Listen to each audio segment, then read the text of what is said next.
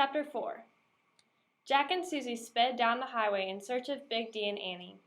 As they rode through the darkness, Susie couldn't help but think to herself that if they didn't hurry, she might lose Big D forever. No more expensive furs and henchmen to order around. Susie knew that most girls would celebrate at the thought of being free from his obsessive attention. However, she'd been captured by his charm after she realized his true nature on the inside. Yes, he was rough and often out of control, but he could also be powerful and jealous, along with piles of cash that he had stolen from the travelers. Big D had always given her whatever she wanted, and even followed most of her advice, even if she ordered it eccentrically. If it weren't for that girl Annie, everything would have been perfect. If Susie could just get rid of that annoying blonde temptress, everything would go back to how it had been. Susie had taken trips with Big D across the border and became very involved in his business, so she was very familiar with his route.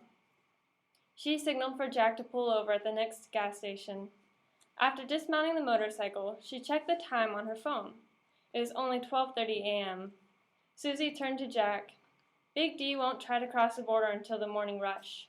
He probably took Annie back away from the road for the night. He knows the area too well for us to catch up and surprise him there. It's best if we try to intercept him at the border. All right, if that's what you think is best, Jack resentfully responded.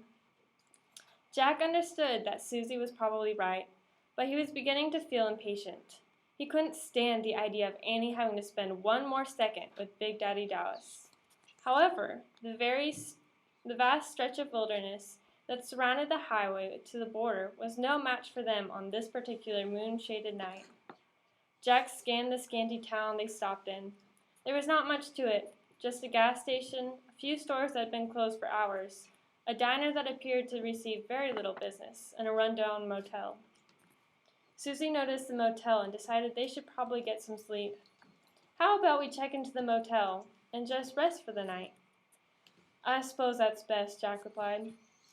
After checking into the motel and going to their separate rooms, Susie quickly found that she was too worried about her powerful position through Dallas to get any sleep.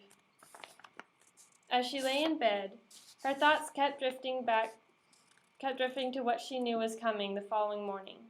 If she was going to keep her Big D, Annie had to be out of the picture.